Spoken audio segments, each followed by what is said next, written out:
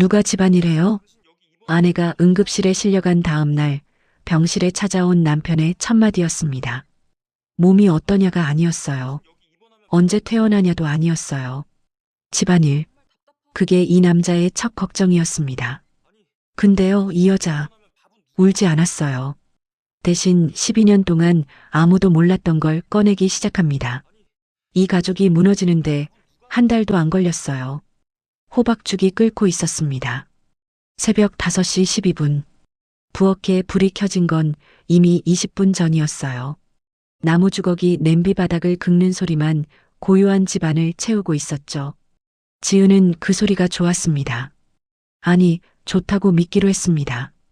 12년 전부터 시어머니는 속이 약해서 아침마다 호박죽을 드셔야 했고 당뇨가 있는 시아버지 반찬은 염분과 당분을 따로 계산해서 만들었어요. 한 식탁에 올라가는 밥상인데 지은의 머릿속에선 매번 3개의 식단표가 동시에 돌아갔습니다. 남편 현수 것, 시부모님 것, 지은 자신의 아침요. 서서 먹는 찬밥 한 숟갈. 그게 전부였어요. 앉아서 밥을 먹어본 게 언제인지 기억이 나지 않았습니다. 시누이 민정에게서 처음 부탁을 받은 건 3년 전이었습니다. 언니, 이번 주만, 진짜 이번 주만 애들 학원 좀 데려다 줄 수 있어? 맞벌이라 바쁘다는 거였어요. 초등학생 쌍둥이의 태권도, 피아노, 영어 학원. 지은은 흔쾌히 그러겠다고 했습니다.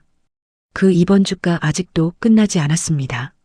지은이 한번 몸살이 나서 픽업을 못 간 날이 있었어요. 38도가 넘는 열에 이불을 뒤집어 쓰고 누워 있는데 카톡 알림이 울렸습니다. 언니, 애들 학원에서 30분째 기다리고 있대. 좀 책임감 있게 해줘. 지은은 열이 나는 손으로 폰을 들어 답장을 쳤어요. 미안. 내일은 꼭 갈게. 사과를 받아야 할 사람이 사과를 하고 있었습니다. 그런데 이상한 건 지은은 그게 이상한 줄도 몰랐다는 거예요. 명절 이야기를 해볼까요? 추석 열흘 전, 지은의 손은 이때부터 멈추지 않습니다.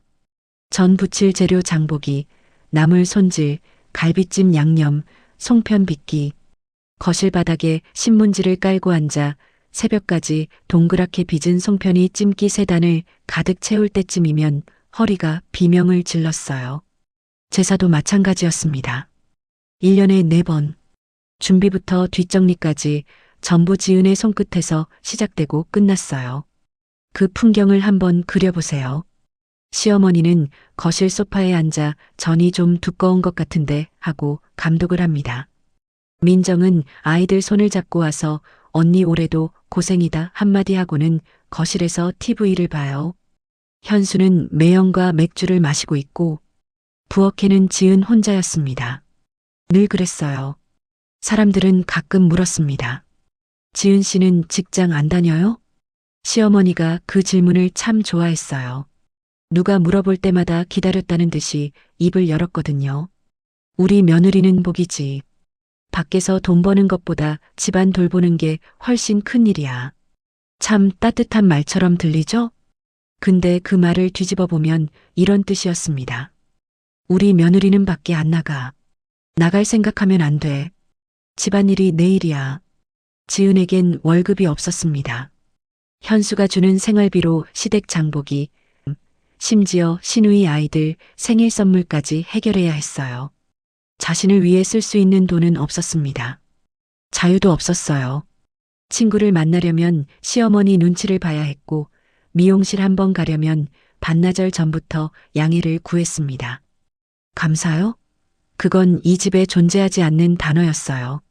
시어머니 병원 검진 예약, 시아버지 약 정리, 시누이 아이들 생일 선물 고르기, 시댁 제사비 정산, 명절 때 먼 친척들에게 보내는 안부 문자까지.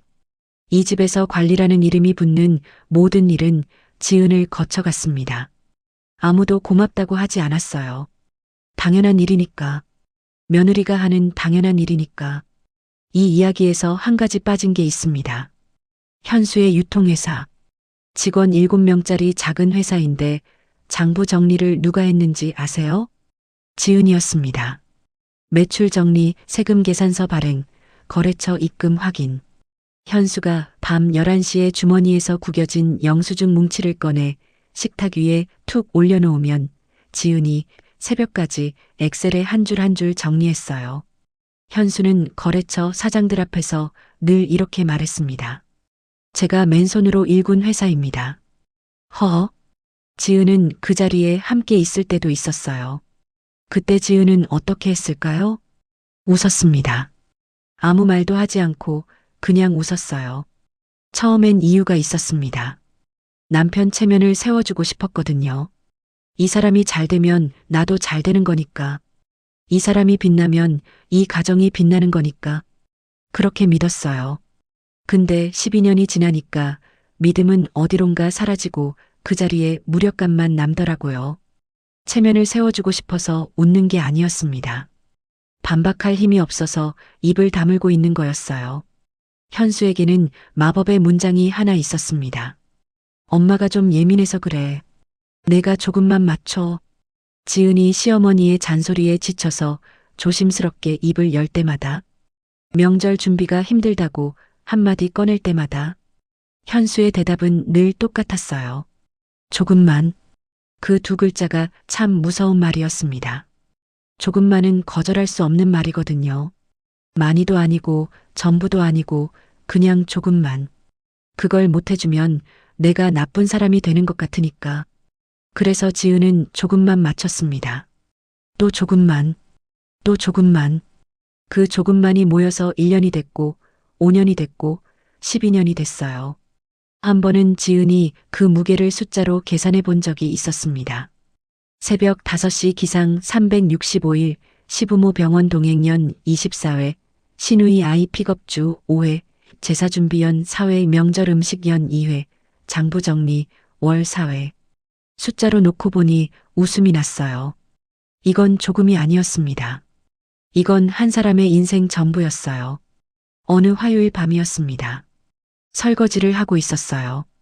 기름기 묻은 프라이팬을 박박 문지르다가 문득 싱크대 위 작은 거울에 눈이 갔습니다.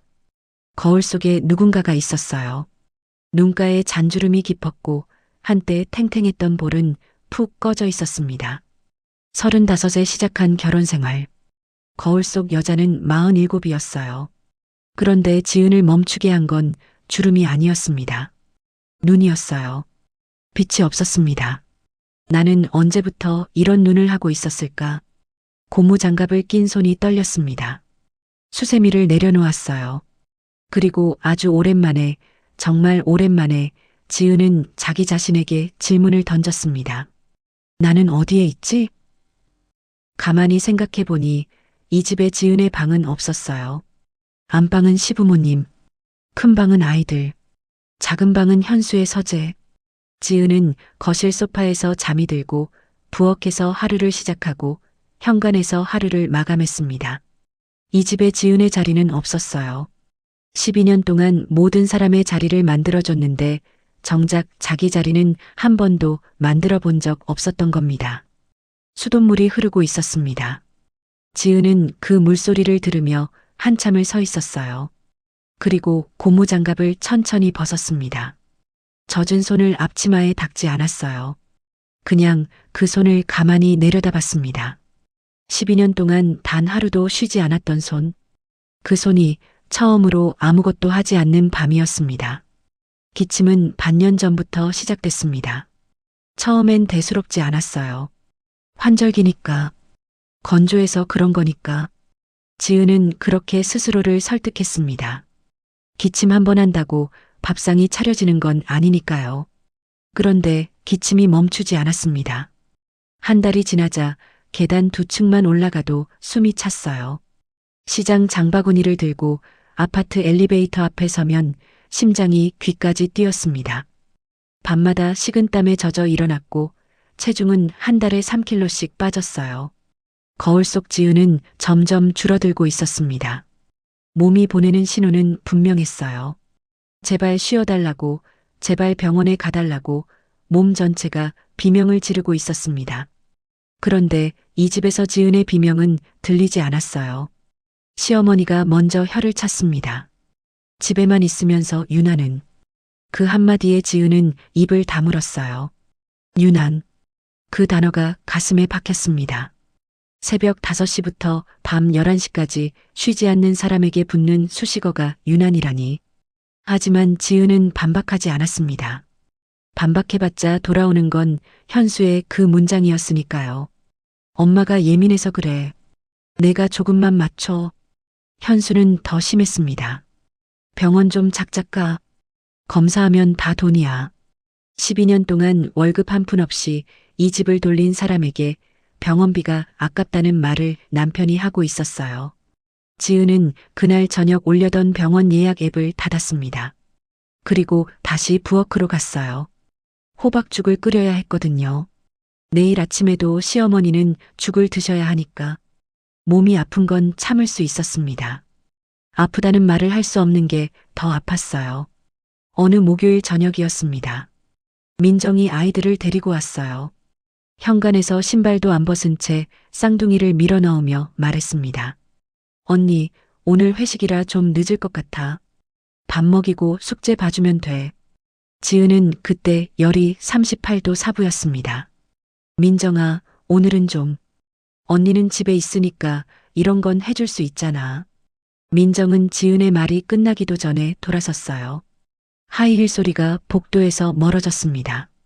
엘리베이터 문이 닫히는 소리가 들렸고 쌍둥이는 이미 거실에서 TV 리모컨을 뺏으며 싸우고 있었어요. 지은은 현관에 잠시 서 있었습니다. 열이 오르는 이마를 손등으로 짚었어요. 뜨거웠습니다. 손끝이 미세하게 떨리고 있었어요. 그래도 부엌으로 갔습니다. 라면을 끓였어요. 쌍둥이가 좋아하는 치즈를 올렸고 계란도 하나씩 풀어줬습니다. 숙제를 봐줬어요. 구구단을 같이 외웠고 일기장에 쓸 문장을 고쳐줬습니다.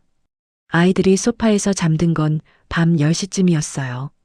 지은은 이불을 덮어주고 거실 불을 끄고 부엌으로 갔습니다. 설거지가 남아 있었거든요. 밤 11시 7분.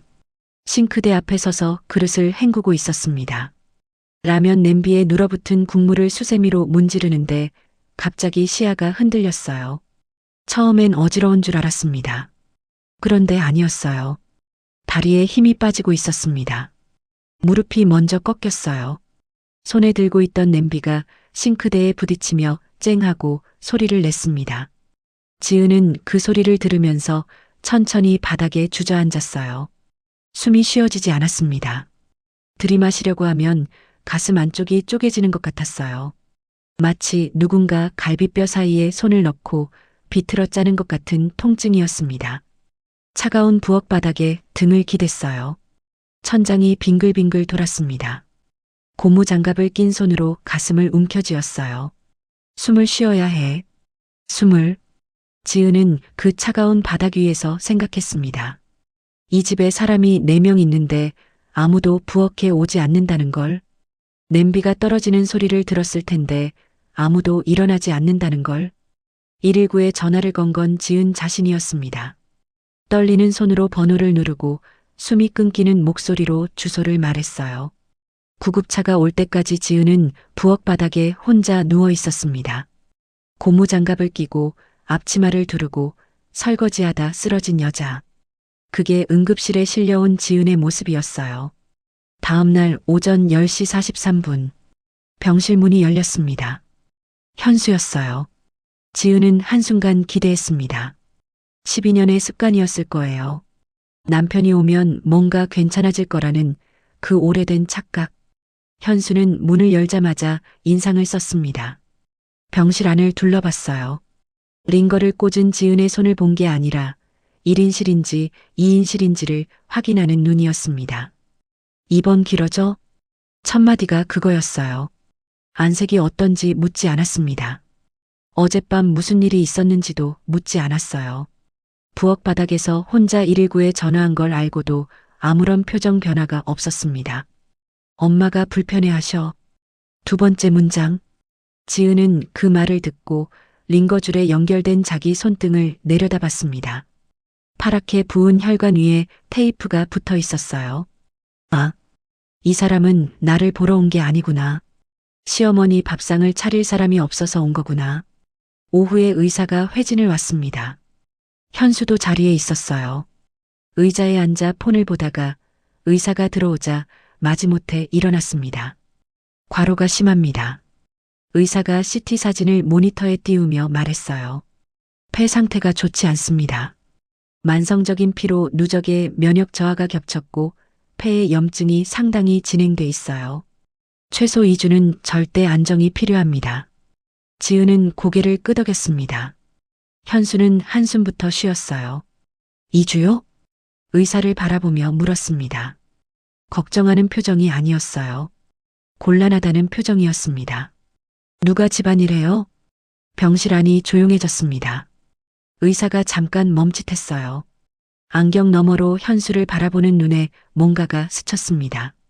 당혹인지 분노인지 아니면 그 둘 사이 어딘가에 있는 감정이었을 거예요. 의사는 아무 말 없이 시선을 지은에게 돌렸습니다. 보호자분, 환자가 지금 쉬어야 합니다. 퇴원은 상태를 보고 결정하겠습니다. 그리고 병실을 나갔어요. 현수는 폰을 주머니에 넣으며 중얼거렸습니다. 2주면 제사랑 겹치는데 지은은 그 순간 이상하게도 눈물이 나지 않았습니다. 울어야 하는 순간이었어요. 12년 동안 모든 걸 바친 남편이 아내의 병실에서 제사 걱정을 하고 있으니까요. 울어도 됐고 소리를 질러도 됐고 링거줄을 뽑고 나가도 됐습니다. 그런데 눈물이 나오지 않았어요. 대신 가슴 안쪽에서 무언가가 조용히 끊어지는 느낌이 들었습니다. 팽팽하게 당겨져 있던 줄, 12년 동안 지은을 이 자리에 묶어두었던 줄, 조금만 참으면, 내가 맞추면, 이 사람이 잘 되면 나도 잘 되니까. 그 모든 말들로 엮인 줄이 툭 끊어졌습니다. 소리도 없이, 진동도 없이, 너무 조용해서 현수는 눈치채지 못했을 거예요. 지은은 천장을 바라봤습니다. 하얀 병실 천장, 형광등이 켜져 있었어요. 그 빛이 묘하게 눈부셨습니다. 12년 만에 처음으로 누워서 천장을 올려다보는 것 같았거든요. 지은은 조용히 눈을 감았습니다. 울지 않았어요. 대신 생각했습니다. 12년 동안 이 집에서 내 자리는 없었다. 그런데 지금 이 병실 침대가 처음으로 온전히 나만의 자리다. 링거에서 약물이 한 방울씩 떨어지고 있었습니다. 그 소리가 시계 소리처럼 들렸어요. 째깍, 째깍, 째깍. 무언가가 끝나고 무언가가 시작되는 소리였습니다. 이 이야기에서 한 사람만 기억해 두세요. 민정, 현수의 여동생, 지은에게 유일하게 다정한 사람처럼 보이던 사람. 12년 동안 이 시댁에서 지은이 기댈 수 있는 단 하나의 벽이라고 믿었던 사람. 민정은 늘 이렇게 말했어요. 언니, 오빠는 원래 무뚝뚝하잖아. 성격이 그런 거야. 내가 중간에서 잘 말해볼게. 그 말이 얼마나 따뜻했는지 모릅니다. 시어머니에게 잔소리를 들은 날, 현수가 조금만 맞춰라는 말로 지은의 입을 막은 날, 명절 연휴 내내 부엌에서 혼자 전을 부치다 허리가 꺾일 것 같던 날, 그런 날마다 민정이 카톡을 보내왔어요. 언니 고생 많았어. 다음에 맛있는 거 사줄게. 그 다음은 한 번도 오지 않았지만 지은은 그 문장 하나에 몇 번이나 기대었는지 몰랐습니다. 민정만은 내 편이라고. 이 집에서 민정만은 나를 사람으로 봐준다고. 그렇게 믿었어요. 이번 사흘째 되던 날이었습니다. 오후 3시쯤이었을 거예요. 지은은 링거를 달고 있다가 화장실에 가려고 침대에서 내려왔습니다. 링거대를 끌고 복도로 나가는데 모퉁이를 돌기 직전 목소리가 들렸어요. 민정이었습니다. 통화를 하고 있었어요. 목소리가 낮았지만 복도가 조용해서 또렷하게 들렸습니다. 응, 오빠. 지은은 멈췄습니다. 언니 당분간 못 나오니까 잘 됐지 뭐. 잘 됐지 뭐. 그 네 글자가 복도 벽에 부딪혀 지은의 귀에 닿았습니다. 링거대를 잡은 손이 굳었어요. 이번에 어머니 명의 통장 정리도 그냥 서류만 받으면 될 것 같은데? 언니가 없으니까 오히려 깔끔하잖아. 지은은 숨을 멈췄습니다. 등을 벽에 기댔어요. 다리가 후들거렸지만 그 자리에서 움직일 수 없었습니다. 들어야 했어요. 끝까지 들어야 했습니다. 민정의 목소리는 계속됐어요. 언니는 아직도 오빠 회사가 누구 덕에 굴러가는지 모르잖아. 장부도 언니가 정리하니까 숫자는 알겠지만 진짜 돈이 어떻게 도는지는 몰라. 그냥 모르게 끝내면 제일 편하지. 모르게 끝내면 제일 편하지. 지은의 손끝이 얼어붙었습니다. 민정은 웃고 있었어요. 전화 너머로 현수와 무언가를 주고받으며 가볍게 웃고 있었습니다. 마치 점심 메뉴를 고르는 것처럼, 마치 주말 계획을 세우는 것처럼 12년 동안 이 집을 바쳐온 사람의 입원을 두고 남매가 웃으며 서류 이야기를 하고 있었어요. 지은은 화장실에 가지 않았습니다. 복도에서 돌아서 병실로 돌아왔어요. 링거대를 침대 옆에 세우고 이불을 허리까지 끌어올리고 천장을 바라봤습니다. 하얀 천장, 형광등, 그 익숙한 풍경. 그런데 이상한 거 아세요? 지은은 배신감을 느끼지 않았습니다. 분노도 아니었어요. 지은이 느낀 건 퍼즐이 맞춰지는 감각이었습니다. 그러니까 이랬던 거구나. 민정이 매주 아이들을 맡긴 건 지은을 믿어서가 아니라 지은을 쓸 수 있었기 때문이었던 거구나. 언니 고생 많았어는 진심이 아니라 다음에도 부려먹기 위한 관리였던 거구나. 시어머니의 집안 복도, 현수의 조금만도, 민정의 내가 말해볼게도 전부 같은 말이었습니다. 너는 여기서 쓸모 있으니까 제자리에 있어. 지은은 조용히 눈을 감았어요. 그리고 아주 오래전 기억을 꺼냈습니다. 결혼 전 지은은 회계사 사무실에서 일했습니다. 이걸 아는 사람은 이 시댁에 아무도 없었어요. 현수에게 말한 적은 있지만 현수는 관심이 없었습니다. 그래, 옛날에 사무실 다녔다며 정도로 흘려들었고 시어머니는 며느리의 과거 경력 같은 건 궁금해하지도 않았어요. 지은에게 과거는 없었습니다. 이 집에서 지은은 며느리로 태어난 사람이었으니까. 하지만 지은에게는 과거가 있었어요. 숫자를 읽는 눈이 있었고 계약서를 해석하는 능력이 있었고 무엇보다 6년 전 이 가족이 절대 알아서는 안 되는 비밀 하나를 알고 있었습니다. 6년 전 현수의 유통회사가 부도 직전이었던 적이 있었습니다. 거래처 두 곳이 동시에 미수금을 회수하면서 자금줄이 막혔어요. 직원 월급도 밀리고 임대료도 밀리고 현수는 매일 밤 거실에서 머리를 쥐어뜯었습니다. 끝이야. 다 끝났어. 그때 지은은 결심했어요. 친정에서 물려받은 소형 상가가 있었습니다. 결혼 전 어머니가 남겨준 유일한 재산이었어요. 지은은 그 상가를 처분했습니다. 현수 몰래. 금액은 7억이었어요. 직접 줬다가는 자존심 상해할까봐 지은은 예전에 함께 일하던 세무사 명의로 운영자금 대여 계약을 체결했습니다. 서류상으로는 외부 투자처럼 보이게 만들었어요. 회계사 사무실에서 배운 것들이 이때 쓰였습니다. 현수는 그 돈을 받고 회사를 살렸어요. 거래처 사장들 앞에서 다시 웃을 수 있게 됐고 맨손으로 일군 회사입니다 하고 말할 수 있게 됐습니다. 그 돈이 어디서 왔는지 현수는 끝내 몰랐어요. 아니, 정확히 말하면 알려고도 하지 않았습니다. 갑자기 생긴 운영자금이 의심스러웠을 텐데 현수는 한 번도 지은에게 물어보지 않았어요. 궁금하지 않았던 거죠. 아내가 뭘 했는지, 아내가 뭘 잃었는지. 지은은 병실 침대에서 노트북을 열었습니다. 결혼 전 쓰던 이메일 계정이었어요. 12년 동안 한 번도 열어보지 않았던 계정. 비밀번호를 기억하고 있는 자기 자신이 신기했습니다. 받은 편지함에 오래된 메일들이 쌓여 있었어요. 세무사 사무실 업무 메일, 거래처 연락, 송년회 공지. 그리고 그 사이에 하나의 폴더, 계약 관련. 지은은 폴더를 열었습니다.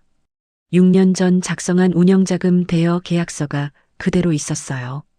PDF 파일, 2페이지짜리. 지은이 직접 조항을 설계한 문서. 천천히 읽었습니다. 이미 외우고 있는 내용이었지만 다시 한 줄 한 줄 눈으로 확인해야 했어요. 제7조, 허위 재무보고 시 기한이익 상실. 제9조, 대표자의 부정행위 발생 시 즉시 전액 상환 의무. 제12조 미상환 시 회사 보유 지분에 대한 가압류 가능. 지은은 화면을 내려다봤습니다. 6년 전 이 계약서를 만들 때 지은은 이런 날이 올 거라고 생각하지 않았어요. 남편이 병실에서 누가 집안일 해오라고 말하는 날이 올 거라고, 시누이가 복도에서 모르게 끝내면 편하지라고 웃는 날이 올 거라고는. 하지만 회계사 사무실에서 배운 게 하나 있었습니다. 최악의 시나리오는 항상 대비해야 한다. 그래서 조항을 넣었어요. 혹시 몰라서. 설마 쓸 일은 없겠지만 그래도 혹시. 그 혹시가 지금이었습니다. 지은은 노트북을 천천히 닫았습니다. 그리고 처음으로 미소를 지었어요. 이번 이후 처음이었습니다. 아니, 어쩌면 12년 만에 처음이었을지도 모릅니다. 슬퍼서 짓는 미소가 아니었어요. 복수를 다짐하는 미소도 아니었습니다. 그건 이런 거였어요.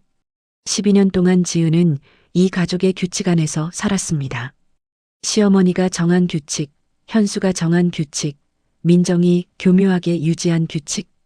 그 규칙 안에서 지은의 역할은 정해져 있었어요. 참는 사람, 맞추는 사람, 모르는 사람. 그런데 지금 지은의 손에는 이 가족 누구도 모르는 카드가 한 장 있었습니다. 게임의 규칙이 바뀐 겁니다. 지은은 링거줄에 연결된 손등을 내려다봤어요. 파란 혈관 위에 테이프가 붙어 있었습니다. 12년 동안 호박죽을 저었던 손, 장부를 정리했던 손, 송편을 빚었던 손. 그 손이 이제는 다른 일을 하게 될 겁니다. 병실 창밖으로 해가 지고 있었어요. 지은은 창을 바라보며 생각했습니다. 이 사람들은 아직 모른다. 내가 참고 있었던 게 아니라 기다리고 있었다는 걸. 물론 지은도 몰랐어요. 자신이 기다리고 있었다는 걸. 이 순간이 오기 전까지는. 퇴원 수속은 오전 10시에 끝났습니다.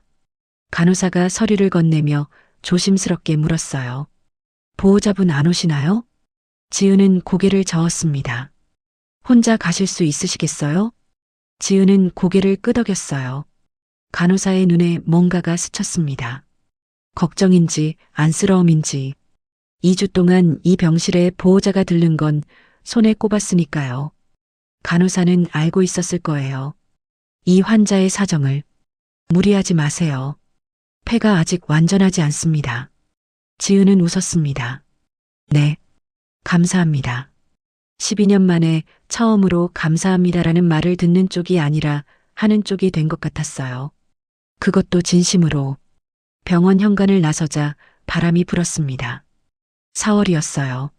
벚꽃이 막 지기 시작한 때 바람에 꽃잎이 날려서 지은의 어깨 위에 하나 내려앉았습니다. 지은은 그 꽃잎을 손으로 집어 한참 들여다봤어요. 예쁘다. 그 생각이 들었다는 게 이상했습니다. 12년 동안 봄이 와도 벚꽃을 볼 여유가 없었거든요. 봄은 지은에게 제사 준비 시즌이었고, 시어머니 봄옷 정리 시즌이었고, 아이들 새학기 챙기기 시즌이었으니까. 벚꽃이 예쁜 계절이라는 걸 지은은 2주 동안 병원 창문으로 처음 알았습니다. 콜택시를 불렀어요. 흰색 택시가 병원 앞에 섰습니다. 지은은 뒷좌석에 탔어요. 기사가 물었습니다. 어디로 모실까요? 지은은 입을 열었습니다. 시댁 주소가 나올 뻔했어요. 12년의 습관이었습니다. 혀 끝에 현대아파트 103동이 올라왔다가 멈췄습니다. 성북구 삼선동이요.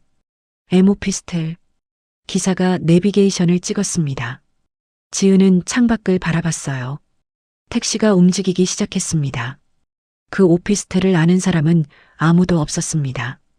결혼 전 지은이 회계사 사무실 다니던 시절 월급을 모아 산 작은 공간이었어요.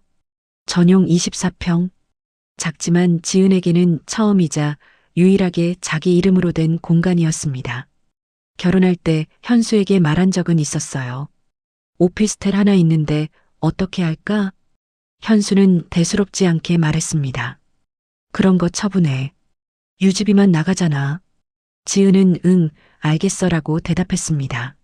하지만 처분하지 않았어요. 왜인지 모릅니다. 그때는 그냥 나중에 해야지 하고 미뤘을 뿐이에요. 관리비는 지은의 결혼 전 적금 통장에서 자동이체로 빠져나갔고 현수는 한 번도 확인하지 않았습니다. 12년 동안 아무도 모르는 공간이 서울 한복판에 있었던 거예요. 지은도 이걸 의도한 건 아니었어요. 그냥 처분을 안 한 것뿐인데 그게 지금 지은이 갈 수 있는 유일한 곳이 된 겁니다. 오피스텔에 도착한 건 낮 12시쯤이었어요. 짐을 풀 것도 없었습니다. 빈손이었으니까 보일러를 켜고 창문을 열어 환기를 시키고 먼지를 대충 닦았어요. 그리고 거실 바닥에 앉아 멍하니 있는데 카톡이 울렸습니다. 수진이었어요. 대학 동기, 시댁 아파트 같은 단지에 사는 유일한 친구였습니다. 지은아, 지금 통화 가능해? 전화를 받자마자 수진의 목소리가 들렸어요. 조심스러웠지만 어딘가 떨리고 있었습니다. 지은아, 나한테 시어머님이 연락하셨어. 이거 좀 전해달라고. 이거? 너 짐이래. 검은 봉투 3개. 우리 집 앞에 갖다 놓으셨더라. 지은은 아무 말도 하지 않았어요. 수진이 계속 말했습니다. 내가 봉투 열어봤거든. 미안, 뭔지 몰라서. 근데 수진이 잠깐 멈췄어요. 지은아, 내 옷이랑 책이랑 화장품이야. 겨울 코트도 있고. 그런데 봉투가 검은 쓰레기 봉투야. 비닐. 그냥 대충 쑤셔 넣은 거. 지은은 조용히 듣고 있었습니다. 코트 소매가 밖으로 삐져나와 있었어. 봉투 하나는 묶음이 풀려서 화장품이 굴러다니고 있었고 수진의 목소리가 갈라졌어요. 지은아, 12년인데 캐리어에 넣어주지는 못해도 쇼핑백이라도 써야 하는 거 아니야? 쓰레기 봉투에 넣어서 남한테 전해달라고 하는 게 사람이. 수진아, 지은이 조용히 말했어요. 고마워. 짐은 나중에 가져갈게. 전화를 끊고 지은은 한참 동안 꺼진 화면을 내려다봤습니다. 12년치 짐이 검은 쓰레기 봉투 3개. 직접 전하지도 않고 같은 아파트 사는 친구에게 떠넘긴 짐. 지은은 생각했어요. 12년이 봉투 3개에 들어간다는 게 슬픈 건지 아니면 그 봉투를 남편도 시어머니도 직접 들고 오지 않았다는 게 슬픈 건지. 그때 카톡이 다시 울렸습니다. 시어머니였어요. 내 짐 친구한테 맡겼다. 몸 성하면 찾아가라. 12년을 끝내는데 15글자면 충분했던 거예요. 지은은 그 메시지를 읽고 천천히 화면을 닫았습니다. 놀랍게도 눈물이 나지 않았어요. 상처보다 확신이 더 컸습니다. 그래. 이제 정말 끝났구나. 이 사람들이 먼저 문을 닫아줬구나. 내가 닫으려던 문을. 오피스텔은 먼지가 쌓여 있었습니다. 현관문을 열자 퀴퀴한 냄새가 났어요. 전기는 들어왔지만 보일러는 꺼져 있었고 창문에는 거미줄이 쳐져 있었습니다. 지은은 신발을 벗고 안으로 들어갔습니다. 캐리어도 없었어요. 가방도 없었고 짐도 없었습니다. 병원에서 나올 때 입고 있던 옷이 전부였어요. 빈손이었습니다. 지은은 텅 빈 거실 한가운데 서서 주위를 둘러봤어요. 먼지 쌓인 창틀, 비어있는 신발장, 냉장고 위에 올려진 마른 화분 하나. 그런데 이상한 거 아세요? 시댁의 큰 아파트에서 지은은 늘 좁았어요. 부엌과 거실 사이를 오가며 시어머니 방과 아이들 방 사이를 오가며 어디에도 앉을 수 없었습니다. 그런데 24평짜리 이 작은 공간이 지금 지은에게는 세상에서 가장 넓었어요. 지은은 거실 바닥에 그대로 앉았습니다. 차가웠어요. 보일러가 꺼져 있으니까. 그래도 좋았습니다. 이 차가움은 지은이 선택한 차가움이었으니까. 해가 졌습니다. 오피스텔 창으로 노을이 들어왔다가 사라졌어요. 지은은 불을 켜지 않고 어둠 속에 앉아 있었습니다. 그리고 전화기를 꺼냈어요. 첫 번째 전화. 6년 전 계약을 함께 만든 세무사. 오랜 친구이기도 한 사람이었어요. 3번 울리고 받았습니다. 여보세요? 지은아? 오랜만이야. 부탁할 게 있어. 잠깐의 침묵. 그리고 세무사가 물었습니다. 그 계약건? 응. 회수 절차 시작해줘. 전화 너머로 키보드 치는 소리가 들렸어요. 세무사는 묻지 않았습니다. 왜 지금인지, 무슨 일이 있었는지. 6년 전 계약서를 만들 때 이미 이런 날이 올 수도 있다는 걸 둘 다 알고 있었으니까요. 알겠어. 서류 정리해서 보낼게. 고마워. 전화를 끊었습니다. 두 번째 전화.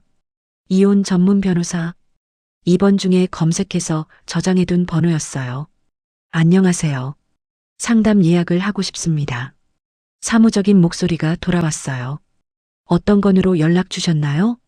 지은은 잠시 숨을 고르고 말했습니다. 이혼 소송이요. 증거는 충분합니다. 구체적으로 어떤 상황인지 간략하게 말씀해 주시겠어요? 지은은 차분하게 말했어요.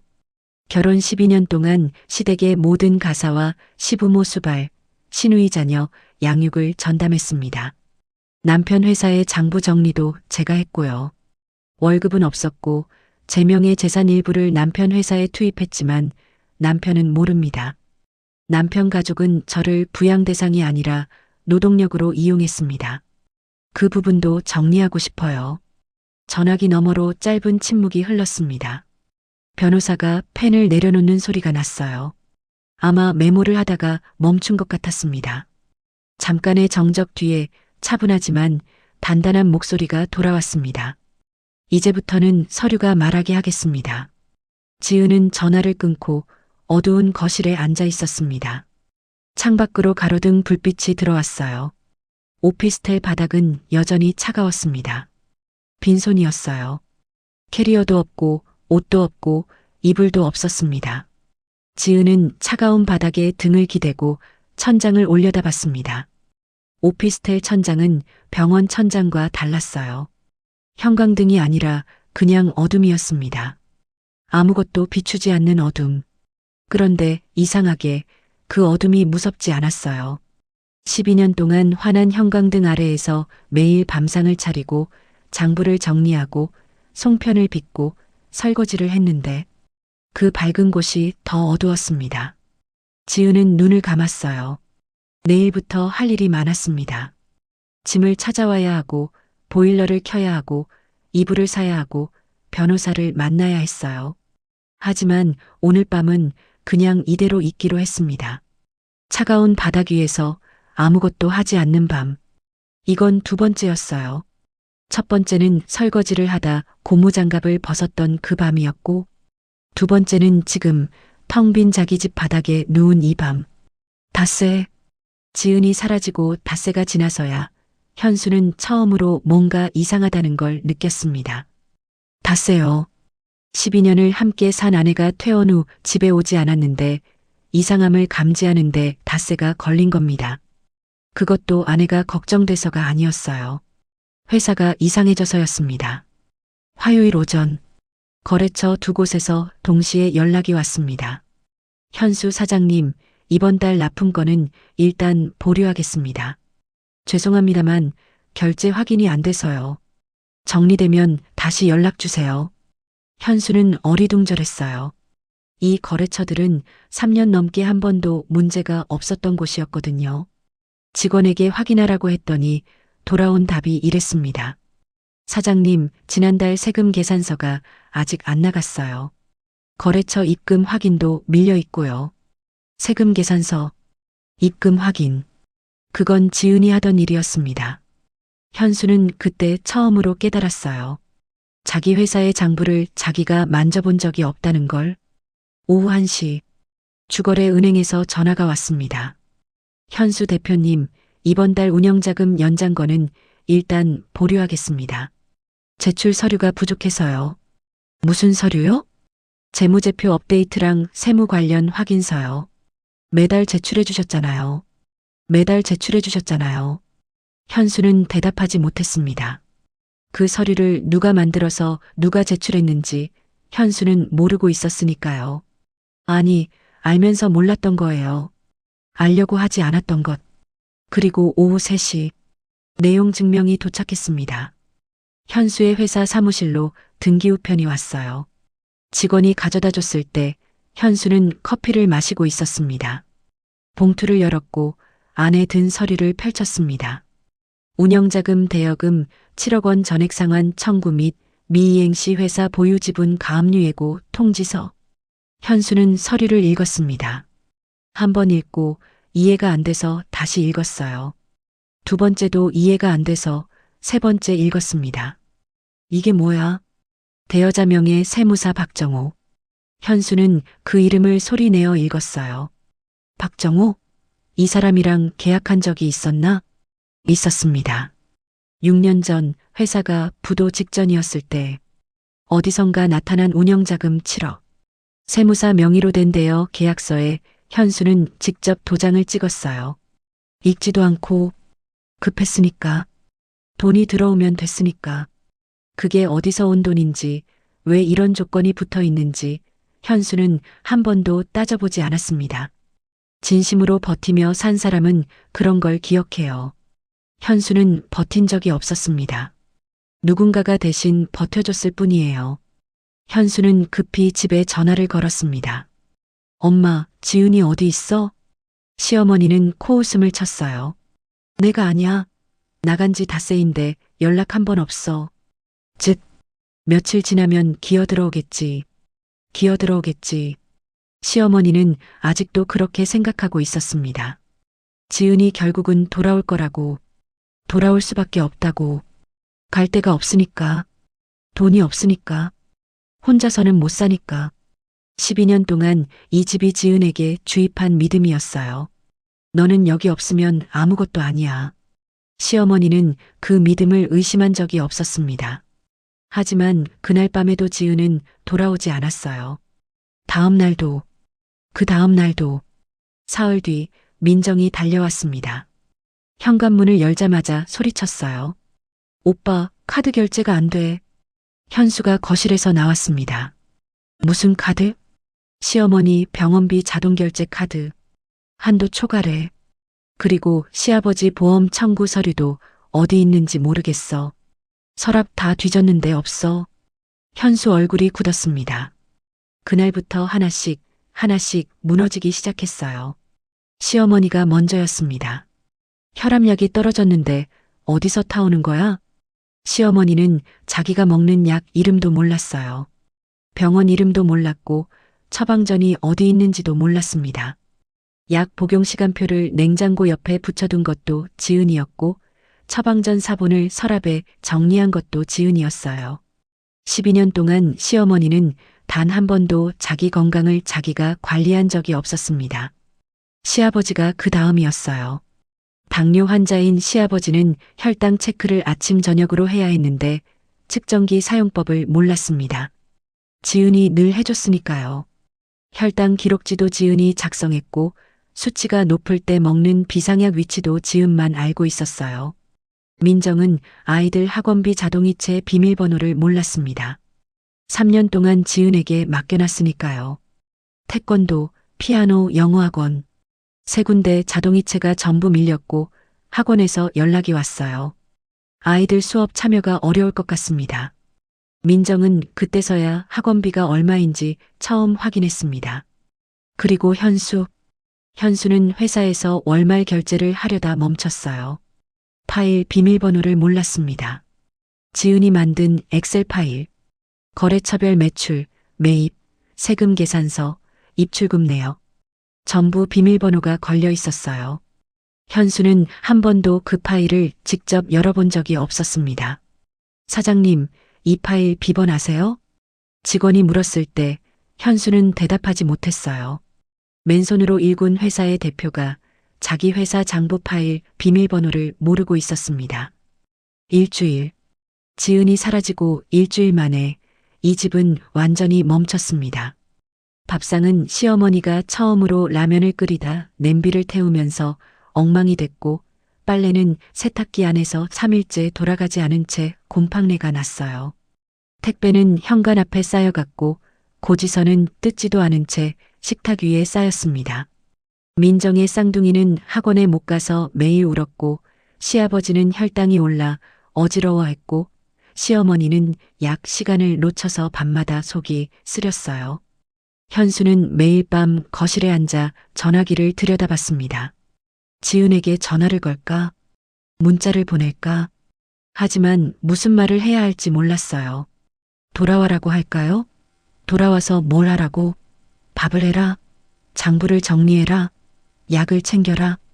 현수는 그때 처음으로 불편한 질문과 마주쳤습니다. 나는 지은에게 돌아오라고 말할 자격이 있는가? 아니, 그보다 더 근본적인 질문.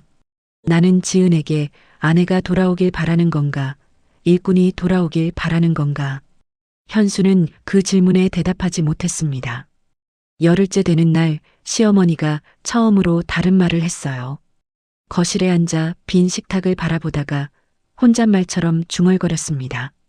그 애가 이렇게 많은 걸 했었나? 아무도 대답하지 않았어요. 현수는 소파에 앉아 있었고 민정은 아이들을 달래느라 방에 들어가 있었고 시아버지는 혈당 측정기를 들고 멍하니 설명서를 읽고 있었습니다. 조용한 거실이었어요. 지은이 없는 거실, 지은이 없는 부엌, 지은이 없는 식탁. 그제야 이 가족 모두가 아주 천천히, 아주 뒤늦게 깨닫기 시작했습니다. 이 집이 돌아간 건 자기들 때문이 아니었다는 걸, 지은 한 사람 덕분이었다는 걸, 그리고 그 한 사람에게 12년 동안 고맙다는 말을 단 한 번도 하지 않았다는 걸. 하지만 깨달음은 늘 늦게 옵니다. 그리고 어떤 깨달음은 너무 늦어서 아무 소용이 없습니다. 새벽 1시 23분. 오피스텔 초인종이 울렸습니다. 한 번, 두 번, 세 번. 지은은 눈을 떴어요. 소파에서 잠이 들었다가 깬 거였습니다. 이불도 없이 외투를 덮고 웅크린 채로요. 초인종이 멈추더니 문을 두드리는 소리가 시작됐어요. 쿵, 쿵, 쿵쿵쿵. 지은아. 현수였습니다. 지은아, 나야. 문 좀 열어. 얘기 좀 하자. 지은은 움직이지 않았어요. 소파에 앉은 채 어둠 속에서 현관문을 바라봤습니다. 지은아, 오해가 있어. 제발, 오해. 그 단어를 듣는 순간 지은의 가슴 안쪽에서 뭔가가 뜨겁게 치밀어 올랐습니다. 12년 동안 느끼지 못했던 감정이었어요. 아니, 느끼지 않기로 했던 감정. 뚜껑을 꽉 닫아두었던 감정. 그게 오해라는 두 글자에 균열이 갔습니다. 지은은 인터폰 버튼을 눌렀어요. 오해요? 목소리가 떨렸습니다. 이번엔 차분하지 않았어요. 지은 자신도 놀랄 만큼 목소리가 흔들리고 있었습니다. 현수는 기다렸다는 듯이 말을 쏟아냈어요. 민정이가 괜히 일을 키운 거야. 그 애가 전화로 이상한 소리 한 거 나도 들었어. 근데 그건 동생이 철없이 한 말이고. 됐어요. 지은이 끊었습니다. 뭐? 됐다고요. 지은의 목소리가 높아졌어요. 인터폰 스피커가 지직거렸습니다. 민정이 탓하지 마요. 민정이가 시킨 거예요? 내가 응급실에 실려갔을 때 누가 집안일 해요라고 말한 거 민정이가 시킨 거예요? 현수가 말을 못했습니다. 내가 부엌 바닥에 쓰러져서 혼자 119 전화한 거 민정이 탓이에요? 내가 링거 꽂고 누워있는데 2주면 제사랑 겹치는데 한 거 그것도 민정이가 시킨 거예요? 지은의 손이 떨리고 있었어요. 인터폰을 쥔 손가락 마디가 하얗게 질렸습니다. 12년이에요. 목소리가 갈라졌어요. 12년 동안 새벽 5시에 일어나서 시어머니 죽 끓이고 시아버지 약 정리하고 당신 회사 장부 치고 민정이 애들 학원 데려다주고 명절마다 혼자 부엌에서 전 부치고 제사 4번 다 내 손으로 치르고 숨이 가빠졌어요. 폐가 아직 완전하지 않았습니다. 하지만 멈출 수 없었어요. 그거 다 하면서 월급 한 푼 없었어요. 고맙다는 말 한 번 없었어요. 아프다고 하면 유난이라고 했고 병원 가겠다고 하면 돈 아깝다고 했잖아요. 눈물이 나왔습니다. 지은은 울지 않으려고 했어요. 이 사람 앞에서 울고 싶지 않았습니다. 인터폰 너머라 얼굴은 안 보이지만 목소리로 울고 있다는 게 전해지는 게 싫었어요. 그런데 멈출 수가 없었습니다. 12년치 눈물이었으니까요. 당신은 나를 아내로 둔 적 없어요. 목소리가 젖었어요. 한 번도, 단 한 번도. 나는 이 집의 가사도우미였고 당신 회사의 무급 격리였고 시어머니한테는 부려먹을 수 있는 며느리였어요. 인터폰 너머로 현수의 숨소리만 들렸습니다. 근데 그거 알아요? 지은이 손등으로 눈물을 닦으며 말했어요. 제일 아픈 건 그게 아니에요. 제일 아픈 건 나도 그걸 알면서 참았다는 거예요. 이 사람이 잘 되면 나도 잘 되겠지. 조금만 더 참으면 나아지겠지. 그렇게 12년을 속인 거예요. 당신한테가 아니라 나 자신한테. 지은은 벽에 등을 기대고 천천히 바닥에 주저앉았습니다. 인터폰을 쥔 채로요. 그러니까 이건 오해가 아니에요. 현수 씨. 처음이었어요. 결혼 12년 만에 지은이 남편을 씨로 부른 건 이건 진실이에요. 당신이 12년 동안 외면한 진실. 현수는 화를 냈습니다. 그럼 너도 속였잖아. 복도의 목소리가 울렸어요. 그런 계약이 있으면 미리 말했어야지. 내 회사에 돈을 넣었으면 나한테 얘기를 해야 하는 거 아니야? 지은은 바닥에 앉은 채 웃었어요. 눈물이 흐르는 얼굴로 웃었습니다. 말했으면 고마워했을까요? 뭐? 내가 당신 회사 살리려고 내 상가 팔아서 7억 넣었어라고 말했으면 당신이 뭐라고 했을 것 같아요? 현수가 대답하지 못했어요. 고맙다고 했을까요? 아니면 왜 멋대로 했냐고 했을까요? 지은은 알고 있었어요. 답을. 아니, 그것도 아니었을 거예요. 당신은 아마 불쾌했을 거예요.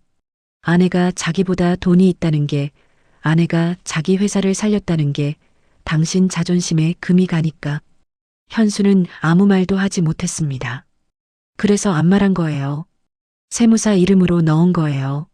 당신 자존심 안 다치게. 맨손으로 일군 회사라고 말할 수 있게.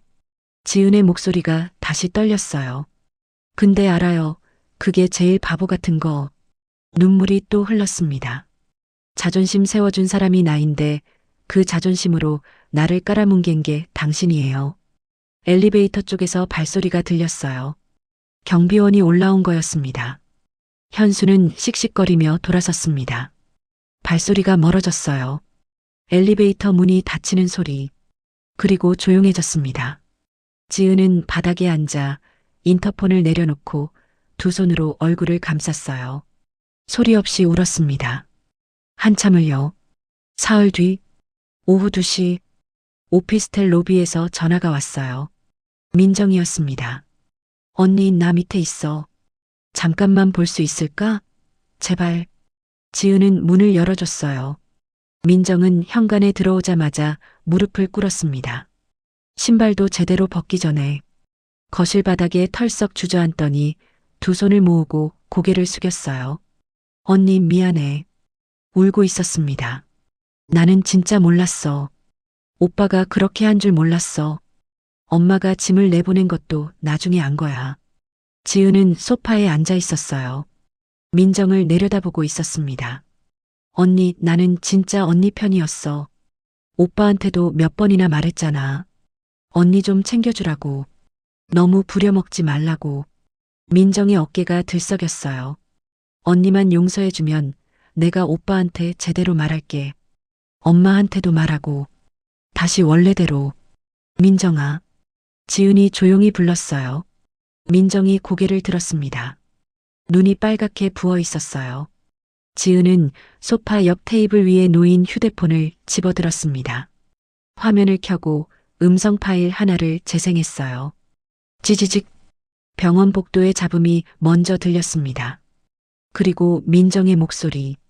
응, 오빠. 언니 당분간 못 나오니까 잘 됐지 뭐. 민정의 얼굴에서 핏기가 빠졌어요.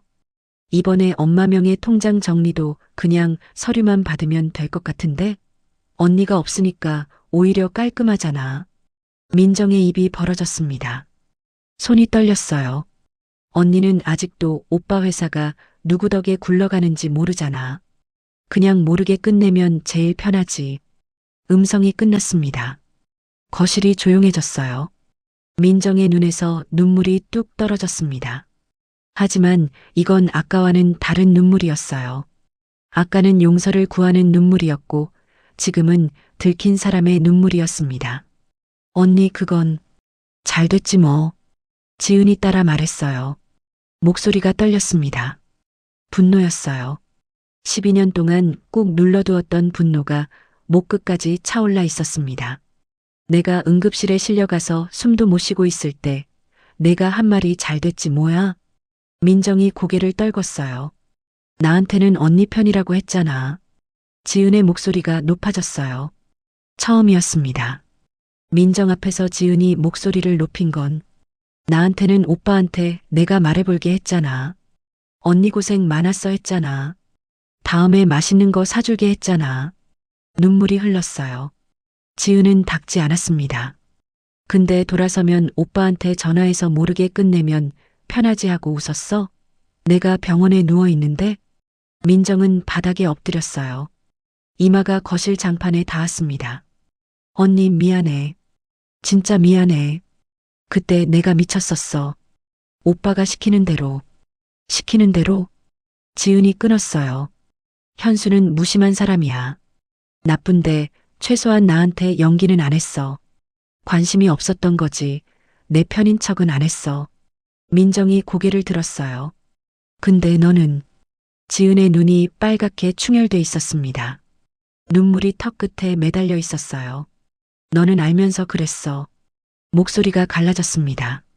내가 새벽에 일어나서 죽 끓이는 거 알면서, 내가 명절마다 혼자 부엌에 서 있는 거 알면서, 내가 내 아이들 3년 동안 학원 데려다 준 거 알면서. 지은은 눈물을 손등으로 훔쳤어요. 그거 다 알면서 내 편인 척했어. 언니 힘들지. 내가 말해줄게. 다음에 맛있는 거 사줄게. 그 말들이 전부 거짓이었어. 민정이 바닥에서 고개를 들지 못했습니다. 그게 12년이야, 민정아. 지은은 휴대폰을 테이블 위에 내려놓았어요. 거실에 지은의 울음소리가 퍼졌어요. 참으려고 했지만 참아지지 않았습니다. 12년 동안 이 집에서 유일하게 사람이라고 믿었던 사람이 가장 교묘한 공범이었다는 걸 소리 내어 말하는 순간 댐이 무너지듯 터져버렸어요. 민정은 바닥에 엎드린 채 같이 울고 있었습니다. 하지만 두 사람의 울음은 전혀 다른 울음이었어요. 지은은 12년을 잃어버린 사람의 울음이었고, 민정은 들킨 사람의 울음이었습니다. 민정이 나간 뒤 지은은 현관문을 잠갔어요. 거실로 돌아왔습니다. 민정이 엎드려 울었던 바닥에 눈물 자국이 남아 있었어요. 지은은 그 자국을 바라보다가 화장실로 갔습니다. 세면대 앞에 섰어요. 거울을 봤습니다. 눈이 퉁퉁 부어 있었어요. 코끝이 빨갛고 볼 위로 눈물 자국이 얼룩져 있었습니다. 지은은 찬물로 얼굴을 씻었어요. 한 번, 두 번, 세 번, 수건으로 얼굴을 닦고 다시 거울을 봤습니다. 지금도 예쁜 눈은 아니었어요. 부어 있었고 충혈돼 있었고 피곤해 보였습니다. 그런데 빛이 있었어요. 분노의 빛이었을 수도 있고 슬픔의 빛이었을 수도 있고 아니면 그 두 개가 뒤섞여서 만들어진 어떤 결심의 빛이었을 수도 있습니다. 지은은 거울 속 자기 자신에게 말했어요. 이제 됐어. 울 만큼 울었으니까. 이제는 울음이 아니라 서류가 말할 차례였습니다. 지은은 거실로 나와 변호사에게 문자를 보냈어요. 다음 주 월요일 소장 접수 부탁드립니다. 보내기 버튼을 누른 손가락이 아직 떨리고 있었습니다. 한 달이 채 지나지 않았습니다. 현수의 유통회사는 사실상 멈춰 있었어요. 7억 상환 청구가 들어가고 지분 가압류 예고가 접수되자 거래처들이 먼저 움직였습니다. 돈이 도는 회사와 돈이 막힌 회사. 거래처 사장들은 그 차이를 본능적으로 알아요. 현수 사장님, 당분간 납품은 좀 어려울 것 같습니다. 죄송합니다만 다른 업체 알아보고 있어서요. 전화가 하나씩 끊어졌어요. 3년, 5년 거래하던 곳들이 일주일 만에 등을 돌렸습니다. 거래처란 게 원래 그렇죠. 잘 될 때는 형 동생 하다가 흔들리면 남보다 빠르게 떠나는 게 사업이니까요. 가압류가 들어가자 직원들도 흔들렸어요. 7명이던 직원이 4이 됐고 4이 2이 됐습니다. 마지막까지 남은 2명도 이력서를 돌리고 있다는 소문이 돌았어요. 현수는 매일 사무실에 앉아 전화를 돌렸습니다. 은행에, 거래처에, 아는 사람에게. 하지만 돌아오는 건 같은 대답이었어요. 지금은 좀 어렵습니다. 맨손으로 일군 회사가 무너지는 데는 한 달이 걸리지 않았습니다. 사실 맨손으로 일군 적이 없었으니까요. 시어머니는 동네에 하소연을 하고 다녔습니다. 아파트 단지 경로당에서, 동네 마트 앞에서, 같은 층 이웃에게 만나는 사람마다 붙잡고 말했어요. 며느리가 독해서 우리 집안을 망쳤어. 12년 동안 먹여주고 재워줬더니 은혜를 원수로 갚더라. 시어머니는 자기가 피해자라고 믿었어요. 진심으로요. 며느리가 집을 나가고 아들 회사에 소송을 걸고 가정을 파탄낸 나쁜 여자. 시어머니의 머릿속에서 이야기는 그렇게 정리돼 있었습니다. 하지만 동네 반응은 시어머니가 기대한 것과 달랐어요. 처음엔 고개를 끄덕여주던 사람들이 소문이 퍼지면서 표정이 바뀌기 시작했습니다. 소문은 빠르게 번졌어요. 지은이 응급실에 실려간 그 밤 현수와 시어머니와 민정은 외식을 하고 있었다는 거. 지은이 부엌 바닥에서 혼자 119 전화를 한 거. 퇴원날 짐을 쓰레기 봉투에 넣어서 같은 아파트 사는 친구한테 떠넘긴 거. 그리고 결정적으로 현수 회사의 장부와 세무 업무를 12년 동안 지은이 무급으로 해왔다는 거. 회사를 살린 7억도 사실은 지은의 돈이었다는 거. 경로당에서 시어머니와 친하게 지내던 박 여사가 어느 날 조심스럽게 말했습니다. 근데 김 여사, 아픈 며느리 부려먹은 쪽이 누군데요? 시어머니는 얼굴이 붉어졌어요. 뭐, 내가 언제 부려먹었어? 그 애가 알아서 한 거지. 알아서 했으면 고맙다고는 했어야지. 박 여사는 그 말만 남기고 자리를 떴습니다. 시어머니는 그 뒤로 경로당에 가지 않았어요. 같은 아파트 단지 카페에서 엄마들 사이에서도 이야기가 돌았습니다. 민정의 쌍둥이가 다니던 태권도 학원 엄마들이었어요. 그 언니가 3년 동안 신우이 애들 학원 셔틀을 했대. 무급으로? 응. 신우이는 맞벌이라고 맡기고 자기 몸이 아파서 하루 못 갔더니 책임감 있게 해달라고 카톡 보냈제. 미쳤다. 진짜. 근데 그거 알아? 그 언니가 응급실 간 날 신우이는 아이들 맡겨놓고 모임 갔대. 소문은 그렇게 번지는 거예요. 퍼뜨리려고 안 해도 진실은 무게가 있어서 스스로 굴러갑니다.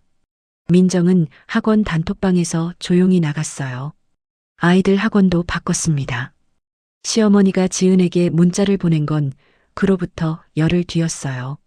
밤 9시 지은의 폰에 카톡이 울렸습니다. 내가 이렇게까지 할 줄은 몰랐다. 지은은 그 문장을 읽었어요. 이렇게까지. 시어머니에게 이렇게까지란 뭘까요? 소송을 건 거? 가압류를 넣은 거? 집을 나간 거? 아마 전부일 거예요. 시어머니는 지은이 이 중 어느 것도 할 수 있는 사람이라고 생각한 적이 없었으니까. 두 번째 메시지가 왔습니다. 그래도 12년같이 산 정이 있잖니. 정. 지은은 그 글자를 한참 바라봤어요. 12년 동안 새벽 5시에 일어나서 죽을 끓여도 고맙다는 말 한마디 없던 사람이 지금 정을 말하고 있었습니다. 비밀번호 바꾸고 짐을 쓰레기 봉투에 넣어 남한테 맡긴 사람이 같이 산정을 말하고 있었어요. 지은은 답장을 하지 않았습니다. 뭐라고 쓸지 몰라서가 아니었어요. 할 말이 너무 많아서 어떤 말도 이 사람에게 닿지 않을 거라는 걸 알았기 때문이에요. 폰을 내려놓았습니다. 30분 뒤 카톡이 다시 울렸어요. 시어머니였습니다. 아버님이 쓰러지셨다. 지은의 손이 멈췄어요. 이번엔 정말 위독해. 병원에서 보호자 오라고 했다. 지은은 화면을 내려다봤습니다. 시아버지, 당뇨가 있어서 매일 혈당을 체크해드렸던 사람, 약 정리를 해드렸던 사람, 병원 검진 예약을 잡아드렸던 사람. 시어머니와 현수와 민정은 지은을 이용했지만 시아버지는 달랐어요. 말이 없는 분이었습니다. 표현도 서툴렀어요. 하지만 지은이 새벽에 일어나 죽을 끓이고 있으면 부엌 앞을 지나가다 한마디 했어요. 밥은 먹었나? 그게 전부였습니다. 하지만 이 집에서 지은에게 밥은 먹었나라고 물어본 사람은 시아버지뿐이었어요. 명절에 지은이 부엌에서 혼자 전을 부치고 있을 때 시아버지가 슬리퍼를 끌고 들어와 접시를 옮겨준 적이 있었습니다. 아무 말 없이 시어머니가 아이고 영감이 왜 거기서 서성여 하면 그냥 나갔지만 그 몇 초가 지은에게는 12년 중 가장 따뜻한 순간이었어요. 지은은 폰을 쥔 채 한참을 앉아 있었습니다. 가슴이 아팠어요. 시아버지한테 화가 난 적은 한 번도 없었습니다. 이 가족 중에 유일하게. 그리고 그래서 더 복잡했어요. 예전 같았으면 벌써 택시를 잡았을 거예요. 신발도 제대로 못 신고 뛰어나갔을 겁니다. 12년 동안 그래왔으니까. 하지만 지금의 지은은 달랐습니다. 달려가는 순간 다시 돌아가는 거라는 걸 알았어요. 병실에 가면 시어머니가 있을 거고 현수가 있을 거고 민정이 있을 겁니다. 그리고 그 사람들은 지은이 오는 순간 이렇게 생각할 거예요. 봐, 결국 왔잖아. 그 한마디면 12년이 다시 시작되는 겁니다. 지은은 알고 있었어요. 그래서 더 아팠습니다. 지은은 폰을 내려놓고 10분을 앉아 있었어요. 그리고 전화를 걸었습니다. 시어머니에게가 아니었어요. 현수에게도 아니었습니다. 변호사였어요. 선생님, 죄송합니다. 늦은 시간에. 괜찮습니다. 무슨 일이세요? 지은은 잠깐 숨을 고르고 말했어요. 시아버지가 쓰러지셨대요. 위독하다고. 전화 너머로 짧은 침묵이 흘렀습니다. 병원에 가고 싶은데 혼자 가면 안 될 것 같아요. 변호사가 물었어요. 상대 측 가족이 있을 거라는 말씀이시죠? 네. 가면 다시 말려들 것 같아서요. 지은의 목소리가 떨렸습니다. 시아버지는 나쁜 분이 아니에요. 이 집에서 유일하게 나한테 밥 먹었냐고 물어봤던 분이에요. 목이 메었어요. 근데 그분 보러 가면 시어머니도 있고 현수도 있고 민정이도 있을 거잖아요. 나 혼자 가면 다시 끌려갈 것 같아요. 12년 전으로. 변호사는 조용히 듣고 있었습니다. 내일 병원에 같이 가주실 수 있으세요? 잠깐의 정적. 시간 말씀해 주세요. 같이 가겠습니다. 지은은 전화를 끊고 폰을 가슴에 안았어요. 눈물이 흘렀습니다. 시아버지가 걱정돼서 우는 건지, 혼자서는 병원도 못 가는 자기 자신이 서러운 건지, 아니면 이 모든 게 뒤섞여서 우는 건지 지은도 몰랐어요. 한 가지는 분명했습니다. 예전의 지은이었다면 울면서 뛰어갔을 거예요. 지금의 지은은 울면서 전화를 걸었습니다. 뛰어가는 대신 대비를 한 거예요. 그게 12년 전과 지금의 차이였습니다. 다음 날 오후 2시, 지은은 병원 로비에서 변호사를 만났습니다. 40대 초반의 여성 변호사였어요. 이름은 한서진. 키가 크고 말이 적은 사람이었습니다. 악수를 나누고 짧게 말했어요. 오늘은 문병만 하시는 겁니다. 어떤 합의도 어떤 약속도 하지 마세요. 감정적인 대화가 시작되면 제가 끊겠습니다. 지은은 고개를 끄덕였어요. 엘리베이터를 탔습니다. 5층 버튼을 눌렀어요. 문이 닫히고 올라가는 동안 지은은 거울에 비친 자신을 봤습니다. 검은 블라우스에 검은 슬랙스. 퇴원 후 오피스텔 근처 가게에서 산 옷이었어요. 비싼 옷은 아니었지만 지은이 12년 만에 처음으로 자기 돈으로 자기를 위해 산 옷이었습니다. 거울 속 여자는 2주 전 링거를 꽂고 누워있던 사람과 달랐어요. 창백하긴 했지만 허리가 펴져 있었습니다.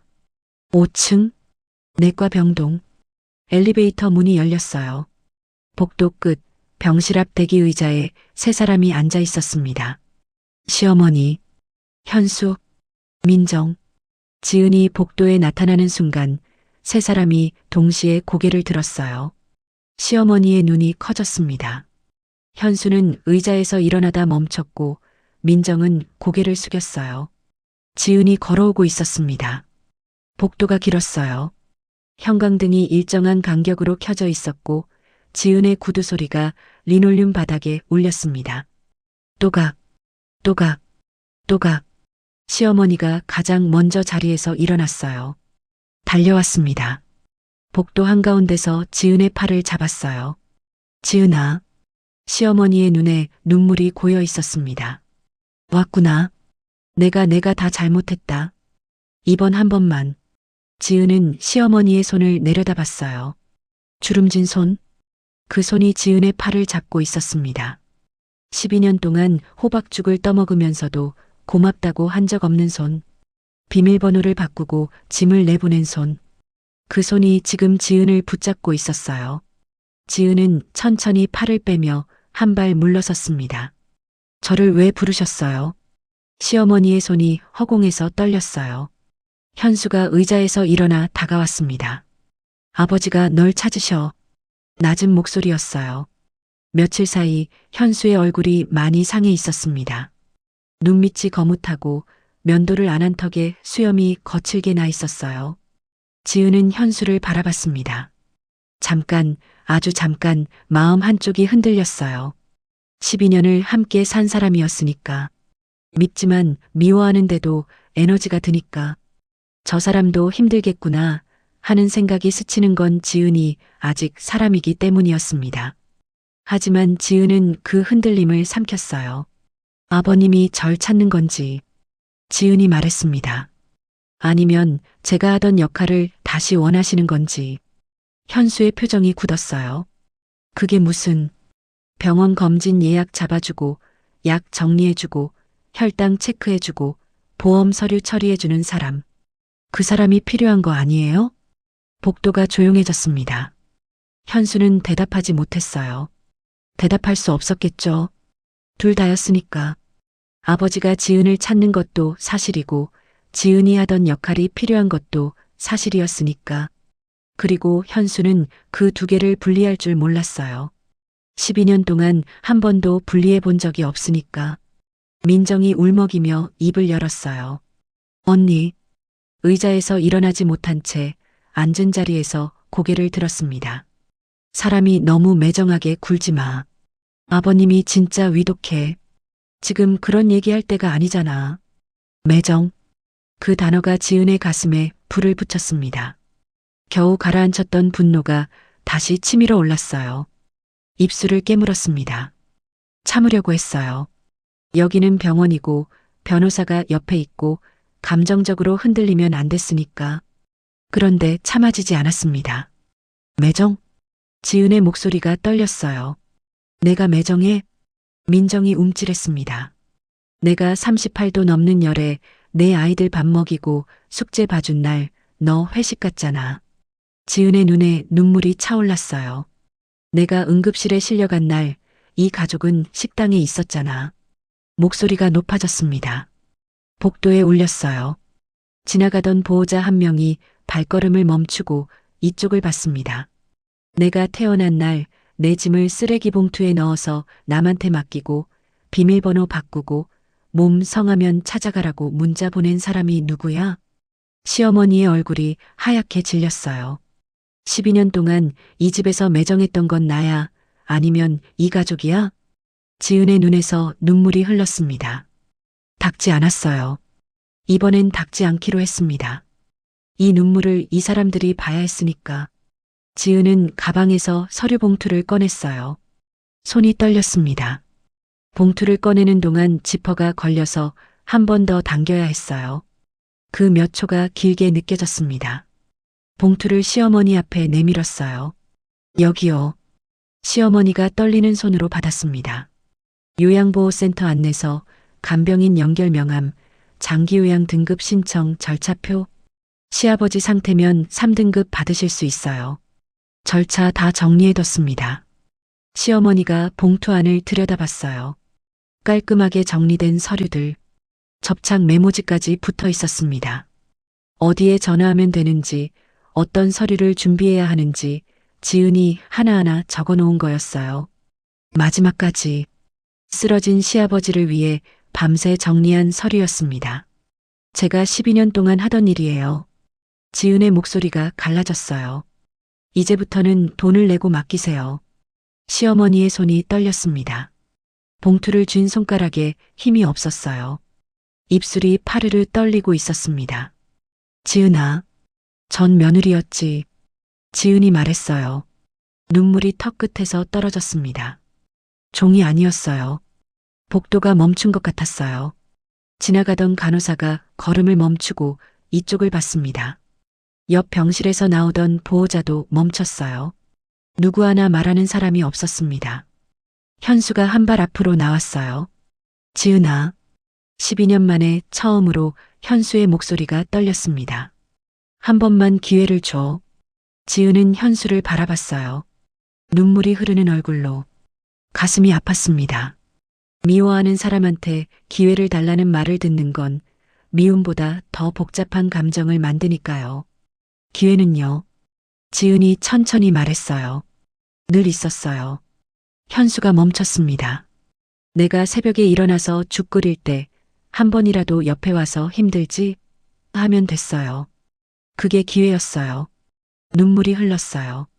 내가 명절에 혼자 부엌에 서 있을 때 와서 접시 하나만 옮겨주면 됐어요. 시아버지도 그 정도는 해줬는데 목소리가 흔들렸습니다. 내가 아프다고 했을 때 병원 가자 한마디만 하면 됐어요. 검사비가 얼마든 같이 가자 하면 됐어요. 현수의 눈이 빨개졌어요. 12년 동안 기회는 매일 있었어요. 매일. 지은은 눈물을 손등으로 훔쳤어요. 당신들이 버린 거예요. 현수는 고개를 숙였습니다. 아무 말도 하지 못했어요. 지은은 시어머니를 바라봤습니다. 마지막이었어요. 어머니. 시어머니가 고개를 들었습니다. 눈가가 젖어 있었어요. 아버님은 좋은 분이세요. 진심이에요. 지은의 목소리가 작아졌어요. 나한테 밥 먹었냐고 물어봤던 유일한 분이에요. 명절에 부엌에 와서 접시 옮겨주신 것도 아버님 뿐이었어요. 시어머니의 입술이 떨렸습니다. 그래서 오늘 온 거예요. 아버님 때문에. 지은은 한 번 깊게 숨을 쉬었어요. 근데 저한테 다시 전화하지 마세요. 시어머니가 눈을 감았습니다. 이번이 마지막이에요. 지은은 병실 문을 열었습니다. 안으로 들어갔어요. 변호사 한서진이 복도에 서서 시댁 가족과 지은 사이를 조용히 지키고 있었습니다. 병실 안은 조용했어요.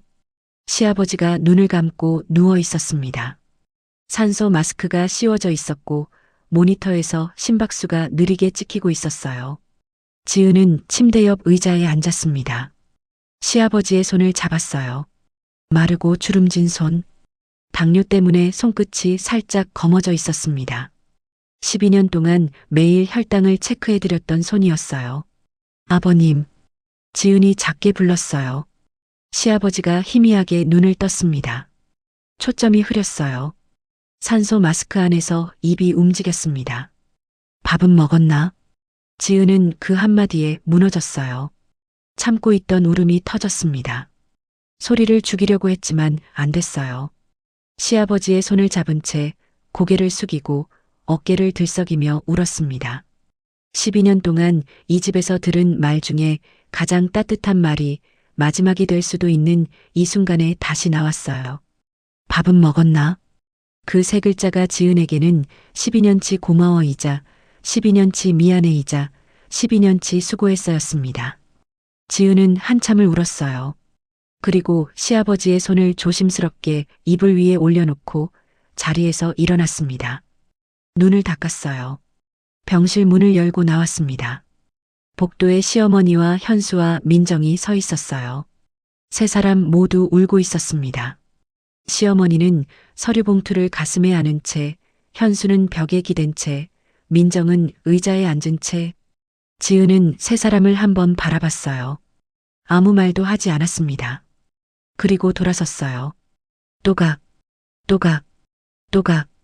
구두 소리가 복도에 울렸습니다. 형광등 아래로 지은의 그림자가 길게 늘어졌어요. 아무도 붙잡지 못했습니다. 아무도 가지 말라고 말하지 못했어요. 붙잡을 자격이 없다는 걸 이제는 알았으니까. 엘리베이터 문이 열렸고 지은이 안으로 들어갔습니다. 변호사가 뒤따라 탔어요. 문이 닫히기 직전 지은은 복도 끝에 서 있는 세 사람을 봤습니다. 작아 보였어요. 12년 동안 그렇게 크게 느껴졌던 사람들이 지금은 복도 끝에 작게 서 있었습니다. 문이 닫혔어요. 엘리베이터가 내려갔습니다. 지은은 닫힌 문에 등을 기대고 조용히 눈을 감았어요. 끝났습니다. 2달 뒤 현수의 유통회사는 폐업 처리됐습니다. 7억 상환 기한이 지났고 지분 가압류가 집행됐고 남아있던 직원 2명도 떠났어요. 사무실 임대 계약은 해지됐고 거래처 전화번호는 더 이상 연결되지 않았습니다. 현수는 폐업 신고서에 도장을 찍으며 무슨 생각을 했을까요? 아마 아무 생각도 못했을 거예요. 맨손으로 일군 줄 알았던 회사가 사실은 아내의 손 위에 서 있었다는 걸 인정하는 데만도 2달이 걸렸으니까. 민정은 아이들 교육비를 감당하지 못했습니다. 3년 동안 지은이 자동이체를 관리해줬던 학원비, 지은이 셔틀을 해줬던 3군데 학원. 그걸 전부 민정 혼자 감당하려니 시간도 돈도 모자랐어요. 쌍둥이는 학원 2군데를 끊었고 민정은 친정과 남편 집을 오가며 눈치를 봤습니다. 시어머니는 직접 시아버지를 돌봤어요. 기저귀를 갈았습니다. 처음이었어요. 70이 넘은 나이에 처음으로 남편의 기저귀를 직접 가는 거였습니다. 약 시간을 챙기고 혈당을 체크하고 병원 검진 예약을 잡았어요. 밤마다 울었습니다. 힘들어서 우는 건지 미안해서 우는 건지 아니면 지은이 12년 동안 이걸 매일 했다는 게 이제야 실감이 나서 우는 건지 아마 전부였을 거예요. 당연하다고 여겼던 것의 무게를 이제야 자기 손으로 들어보게 된 겁니다. 지은은 달라졌습니다. 퇴원 후 꾸준히 통원 치료를 받았어요. 폐 상태가 조금씩 나아졌고 체중도 돌아오기 시작했습니다. 계단 2층을 올라가도 숨이 차지 않게 된 날 지은은 오피스텔 창문을 열고 한참을 서 있었어요. 바람이 들어왔습니다. 숨을 쉴 수 있다는 게 이렇게 좋은 거였구나. 그걸 처음 느꼈어요. 몸이 회복되면서 지은은 오래 잠들어 있던 것을 하나씩 꺼냈습니다. 결혼 전 회계사 사무실에서 일하던 시절의 자격증, 서랍 속에 넣어두었던 명함, 예전 동료들의 연락처, 12년 동안 한 번도 열어보지 않았던 것들이었어요. 처음에는 작게 시작했습니다. 프리랜서로 소규모 사업장의 세무 정리를 맡았어요. 개인 카페, 네일숍, 1인 온라인 쇼핑몰. 지은이 12년 동안 현수 회사 장부를 치며 쌓은 실력은 녹슬지 않았습니다. 일이 하나 들어오고 2개가 들어오고 입소문이 나면서 3개, 4개가 됐어요. 그러다 어느 날 지은의 상담을 받으러 온 여자가 울었습니다. 30대 후반, 아이 2, 이혼 후 처음으로 사업자 등록을 하려는 여자였어요. 저는 10년 동안 남편 가게 일만 했어요. 월급도 없이. 그런데 이혼하고 나니까 경력이 없대요. 이력서에 쓸 게 없다고. 지은은 그 여자의 눈을 봤어요. 거울을 보는 것 같았습니다. 있어요. 지은이 말했어요. 10년 동안 가게를 운영한 거, 그게 경력이에요. 장부 치고, 재고 관리하고, 세금 처리한 거. 월급을 안 받았을 뿐이지, 일을 안 한 게 아니에요.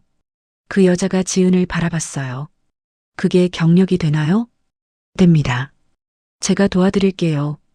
그날 이후 지은은 경력 단절 여성들을 위한 재무 상담 모임을 만들었습니다. 거창한 건 아니었어요. 오피스텔 거실에 접이식 테이블 하나 놓고 커피 한 잔씩 앞에 두고 4~5명이 둘러앉아 이야기하는 모임이었습니다. 세무 상담도 했고 사업자 등록 절차도 알려줬고 이력서 쓰는 법도 같이 고민했어요. 그런데 사람들이 가장 많이 한 말은 세금 이야기가 아니었어요. 나도 그랬어요. 그 한마디였습니다. 나도 월급 없이 집안일만 했어요. 나도 고맙다는 말 한 번 못 들었어요. 나도 내가 한 일이 일인 줄 몰랐어요. 지은은 그 말들을 들으며 자기가 왜 이 모임을 만들었는지 알게 됐어요. 지은 같은 사람이 또 없게 하려는 게 아니었습니다. 지은 같은 사람이 이미 많다는 걸 알았기 때문이었어요. 사람들이 물었습니다. 어떻게 다시 일어설 수 있었어요? 이 질문을 처음 들었을 때 지은은 한참을 생각했어요. 복수해서? 아니었어요. 가압류를 넣고 소송을 건 건 자기 권리를 찾은 거였지 복수는 아니었습니다. 시원해서? 그것도 아니었어요. 시댁이 무너지는 걸 보면서 시원하기보다는 허무했습니다. 12년이 그렇게 끝나는 게 그럼 뭘까? 지은은 조용히 대답했어요. 저를 버린 사람들이 있어서가 아니라 잠깐 멈췄습니다. 이제는 제가 저를 버리지 않기로 했기 때문이에요. 12년 동안 지은은 자기 자신을 버리며 살았어요. 내 아침을 버리고 시어머니 죽을 끓였고, 내 건강을 버리고 시아버지 약을 챙겼고, 내 경력을 버리고 현수 장부를 쳤고, 내 자존감을 버리고 민정의 부탁을 들었습니다. 버리고 버려서 마지막에 남은 건 부엌 바닥에 쓰러진 빈 사람이었어요. 지금의 지은은 더 이상 자기를 버리지 않습니다. 아침에 일어나면 자기 밥을 먼저 차려요. 아프면 병원에 가요. 쉬고 싶으면 쉬어요. 그게 전부였습니다. 특별한 게 아니었어요. 누구나 하는 일. 하지만 지은에게는 12년 만에 처음 하는 일이었습니다. 어느 맑은 아침이었어요. 지은은 오피스텔 창문을 열었습니다. 5월이었어요. 바람이 따뜻했습니다. 커튼이 부풀어 올랐고 햇살이 거실 바닥을 비스듬히 물들였어요. 지은은 창가에 서서 깊게 숨을 들이마셨습니다. 폐가 아프지 않았어요. 바람이 폐 안쪽까지 들어왔다가 나가는 게 느껴졌습니다. 그게 좋았어요. 살아있다는 게 좋았습니다. 부엌으로 갔어요. 냉장고에서 계란을 꺼내고 식빵을 토스터에 넣고 커피를 내렸습니다. 아무도 시키지 않은 아침이었어요. 시어머니 죽도 아니고 시아버지 저염식 반찬도 아니고 현수 도시락도 아니고 아이들 밥도 아니었습니다. 지은의 아침이었어요. 식탁에 앉았습니다. 혼자였어요. 접시 하나, 컵 하나, 포크 하나. 12년 동안 서서 찬밥 한 숟갈로 때우던 사람이 지금은 앉아서 따뜻한 토스트를 먹고 있었습니다. 창문으로 들어오는 햇살이 식탁 위를 비쳤어요. 지은은 커피를 한 모금 마시고 잠깐 멈췄습니다. 나는 지금 어디에 있지? 지금 이 식탁 위에 있었어요. 자기 손으로 차린 밥상 앞에 자기 이름으로 된 공간에서 자기가 벌어서 자기가 쓰는 돈으로 만든 아침 앞에 지은의 자리는 여기였습니다. 처음부터 여기였어요. 다만 찾는데 12년이 걸렸을 뿐. 지은은 미소 지었습니다. 참는 것이 늘 미덕은 아닙니다. 때로는 떠나는 것이 가장 늦지 않은 구원일 때가 있습니다. 그리고 그 아침 지은은 처음으로 확신했어요. 끝난 건 결혼이 아니었습니다. 자신을 소모하던 삶이 끝난 거였어요. 그리고 지금 지은의 삶이 시작되고 있었습니다. 오전 8시. 햇살이 따뜻했어요. 지은은 설거지를 하지 않았습니다. 커피잔을 식탁 위에 그대로 둔 채 외투를 걸치고 현관문을 열었어요. 오늘은 상담 모임이 있는 날이었거든요. 문을 열고 나가면서 지은은 혼잣말처럼 중얼거렸습니다. 다녀올게. 아무도 없는 오피스텔에 하는 인사였어요. 하지만 이상하게 외롭지 않았습니다. 그 인사는 자기 자신에게 하는 말이었으니까요. 나는 이제 돌아올 곳이 있는 사람이야. 내가 만든 자리에 내가 돌아오는 사람이야. 현관문이 닫혔습니다. 지은의 하루가 시작됐어요. 여기까지가 지은이의 이야기였습니다. 여러분은 어떠세요? 혹시 지금 누군가를 위해 새벽에 일어나고 있진 않으세요? 고맙다는 말 한마디 없이 당연한 사람 취급받고 있진 않으세요? 아프다고 말했는데 유난히야라는 대답을 들은 적은 없으세요? 이 한마디가 떠오르신 분이 있다면 댓글로 남겨주세요. 길게 안 쓰셔도 됩니다. 한 줄이면 돼요. 그리고 지금 옆에 묵묵히 모든 걸 해내고 있는 사람이 있다면 오늘 딱 한마디만 해주세요. 밥은 먹었어? 그거면 됩니다. 구독과 좋아요는 다음 이야기를 만드는 힘이 됩니다. 다음 이야기에서 또 만나요.